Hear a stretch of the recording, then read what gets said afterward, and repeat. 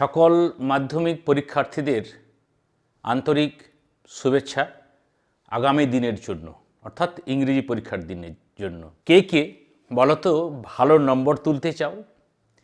ভালো নম্বর তোলার জন্য আমাদের যে কতগুলো প্রয়াস, তার মধ্যে এটি একটি অন্যতম। ইতিমধ্যে আমরা সাজেশন দেখেছি 3টে পার্টে, আমরা ইনস্ট্রাকশন দেখেছি স্যারের দেওয়া, আমরা প্রশ্ন দেখেছি মডেল টেস্টের আগে, আরেকটি মডেল প্রশ্ন। যদি তুমি উতরে যেতে পারো এই সমস্ত বিষয়গুলো, তাহলে আর চিন্তার কিছু নেই।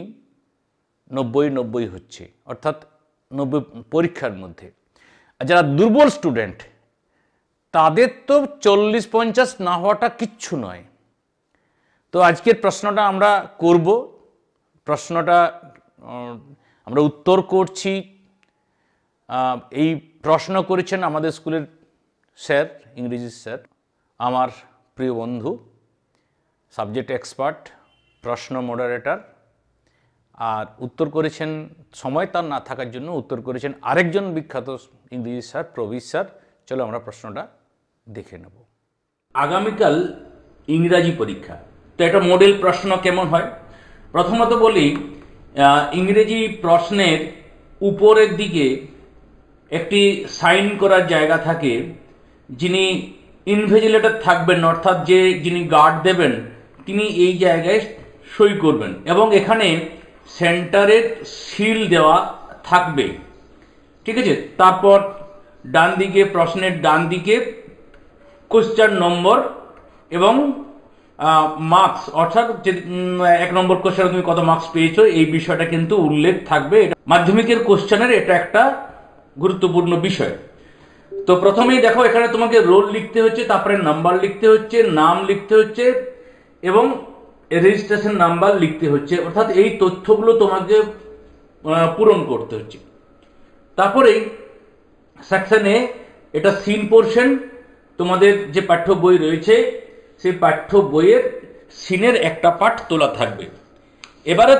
এবারের জন্য তো খুব ইম্পর্টেন্ট, জানো দ্য ক্যাট, এই সাজেশন দেখেছো তো, সেই ক্যাটের একটা অংশ এখানে আমাদের ইংরেজি স্যারেরা যে প্রশ্নটা করেছেন সেটা তুলে দিয়েছেন।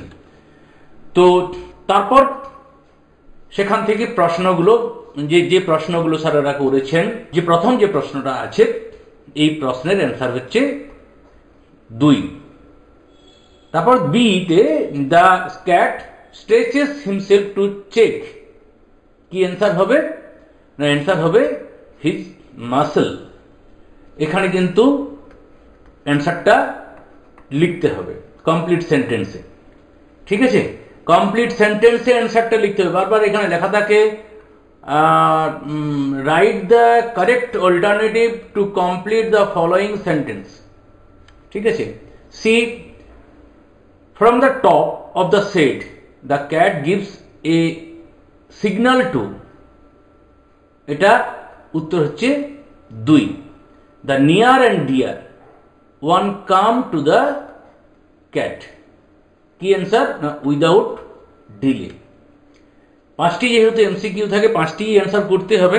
5 নম্বর যে প্রশ্ন রয়েছে তার অ্যান্সার হবে 2, the cat starts its true life। এরপর এখানে তোমাদের 3টি প্রশ্ন থাকে। 3টি প্রশ্নের complete the following sentence with information from the text, এই লাইনটা কিন্তু লেখা থাকবে। তো প্রথমে যে কথাটি রয়েছে, how do the others cat come, তো অ্যান্সার লেখা রয়েছে। অ্যান্সারটি করেছেন মাননীয় প্রবীর স্যার, আমাদের প্রবীর দাসবাবু। দুজনকে ধন্যবাদ জানাবে তোমরা। Which change is observed in the nature of cat by the writer? The cat which were meek and hungry earlier turn into grim fighter and knight. খেয়াল রাখবে, আমার সাবজেক্ট কিন্তু ইংরেজি নয়, তাই আমার পড়ায় অসুবিধা হওয়াটাই সম্ভাবনা বেশি। How does the cat start his true life? Answer লেখা রয়েছে। এরকম প্রশ্ন হলে এরকমই উত্তর করতে হবে। এরপরে সিতে যে প্রশ্ন থাকে, এখানে 2 নম্বর মানের দুটো প্রশ্ন থাকে, সেখানে সাপোর্টিং স্টেটমেন্ট বা সাপোর্টিং সেন্টেন্স লিখতে হয় এবং সেটা ট্রু না ফলস এই বিষয়টা উল্লেখ করতে হয়, অর্থাৎ এখানে ট্রু ফলস উল্লেখ করতে হবে। তো প্রথম যে প্রশ্নটা রয়েছে এই প্রশ্নের অ্যান্সার হচ্ছে ফলস, অর্থাৎ তোমাকে এখানে এফ লিখতে হবে। তার কারণ না এটা লিখতে হবে, তবে গিয়ে তোমার পূর্ণ মার্কস। আচ্ছা, দুয়েরটা এটাও কিন্তু ফলস এবং তার সাপোর্টিং সেন্টেন্স হচ্ছে এটা, ঠিক আছে। The cats casually goes out of the room, এখানে তোমার সিন শেষ হলো। এরপরে আমরা যে কবিতাগুলো খুব ইম্পর্টেন্ট তার মধ্যে একটা হচ্ছে দ্য স্নেল। স্নেলের এই কয়েকটা লাইন তুলে দেওয়া রয়েছে, এটাও সিনের পার্ট এবং সেখান থেকে বেশ কয়েকটা প্রশ্ন থাকবে। দেখো প্রশ্ন কি কি রয়েছে। প্রথমে 4 নম্বরের এখানে এমসিকিউ রয়েছে এবং এখানে টিক দ্য রাইট অ্যান্সার, ঠিক আছে। যদি টিক দ্য রাইট অ্যান্সার হয় তাহলে তোমাকে কমপ্লিট সেন্টেন্সে লিখতে হচ্ছে না, কিন্তু যদি কমপ্লিট দ্য ফলোইং সেন্টেন্স থাকে, দু ধরনের থাকতে পারে, তাহলে কিন্তু সেন্টেন্সে লিখতে হবে। দুরকমই থাকে। 23 সালে টিক দ্য রাইট অ্যান্সার ছিল। তাহলে প্রথমে যে প্রশ্নটা আছে সেই প্রশ্নের অ্যান্সার হচ্ছে স্নেল সেল। বিতে প্রশ্ন রয়েছে the snail want to live, answer 2 অর্থাৎ 2 অল অ্যালন। তারপরে the only treasure of snail is himself. এরপর ডিতে ডি যে অ্যান্সার সেটা হচ্ছে পার্সোনাল বিলঙ্গিং। তারপরে বিতে অ্যান্সার দ্য ফলোইং কোশ্চেন। এখানে 2 নম্বরের মানে দুটো প্রশ্ন থাকে, অ্যান্সার দ্য ফলোইং কোশ্চেন্স। তো 4 নম্বরে থাকে এটা প্রশ্ন থাকে, সেই প্রশ্নের অ্যান্সার লিখতে হয়। এই প্রশ্নের অ্যান্সার এখানে লেখা রয়েছে। What is the considered by snail as his treasure? The snail considered himself as his own treasure. তারপর what appear as danger to the snail, উত্তর এটা। এরপরে আনসিনের পার্ট। আনসিন পার্টে তোমাদের একটি বিশেষ তথ্য বা বিশেষ ঘটনা তুলে দেওয়া থাকবে। এখানে মংপু বাংলোর একটি বিষয় তুলে দেওয়া রয়েছে। তো এরকমই আসবে এমন কোনো গ্যারেন্টি নেই, তাহলে যা কিছু আসতে পারে। তো এটা 2 থেকে 3 বার পড়বে, মিনিমাম 2 থেকে 3 বার পড়বে, একটা মানে তুমি খুঁজে পাবে, তাহলে তোমার অ্যান্সার করাটা অনেকটাই সুবিধা হবে। তো এক্ষেত্রে এটা পড়ার পরে যে অ্যান্সারগুলো আসে আর কি, টিক দ্য রাইট অ্যান্সার, এখানে কিন্তু কমপ্লিট সেন্টেন্সে লিখতে হবে না। এখানে প্রথমে যে প্রশ্নটা আছে ন হন্যতে ওয়াজ রিটেন বাই, ন হন্যতে কে লিখেছিলেন? উত্তর হচ্ছে Maitreyi Devi.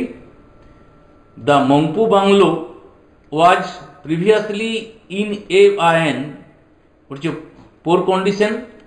The owner of Mungpoo bungalow was কার?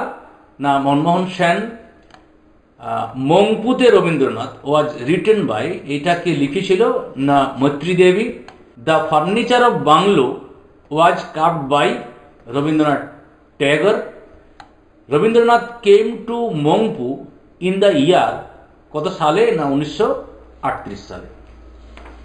এরপরে আমাদের ওই আনসিন থেকে ট্রু ফলস লিখতে হবে এবং ট্রু ফলসের পাশেই তোমাকে তার সাপোর্টিং সেন্টেন্সও উল্লেখ করতে। প্রথমেই লেখা হয়েছে যে plans for scholarship are near at hand, তাহলে এটা ট্রু।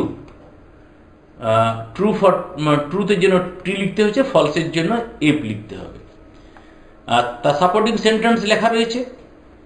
তারপর এই 2 নম্বর যে প্রশ্ন, এই 2 নম্বর বিয়ের 2, এটা হচ্ছে ফলস, তার অ্যান্সার হচ্ছে এটা। Mungpoo bungalow has been renamed Rabindra ভবন, সাপোর্টিং সেন্টেন্স এটা। আর তার এটা ট্রু, এটা হচ্ছে দ্য সাপোর্টিং সেন্টেন্স। এরপর অ্যান্সার দ্য ফলোইং কোয়েশ্চেন্স। এখানে চারটে প্রশ্ন দেওয়া রয়েছে, চারটে প্রশ্নের অ্যান্সার করতে হবে, কোনো অল্টারনেটিভ প্রশ্ন নেই। তো অ্যান্সার করে দেওয়া রয়েছে, দেখে নেবে। এরপর আমরা চলে এলাম গ্রামার অ্যান্ড ভোকাবুলারিতে, যেখানে নম্বর তোলা অনেকটা সহজ, সবাইতেই সহজ পড়া থাকলে বা কিছু প্রশ্নগুলো করা থাকলে তুমি করতে পারবে। প্রথমে তিনটে প্রশ্ন থাকে, সেখানে write the correct alternative of the verb, fill in the blanks. শূন্যস্থানটি রয়েছে, তাতে ফাউন্ড বসবে, দ্বিতীয় শূন্যস্থানটিতে অ্যাকোয়ার্ড বসবে, তৃতীয় শূন্যস্থানটিতে হ্যাড বসবে। এরপর 5 নম্বরে এখানে প্রথমে যে ডুয়েজ ডাইরেক্টেড আছে, সেখানে feel in the blanks with appropriate articles and preposition. তো প্রথম এখানে যে একটা দুটো তিনটে শূন্যস্থান রয়েছে, দেয়ার ইজ অ্যান, প্রথমে অ্যান বসছে, তারপর একটা অফ বসবে, তারপর একটা আন্ডার বসবে।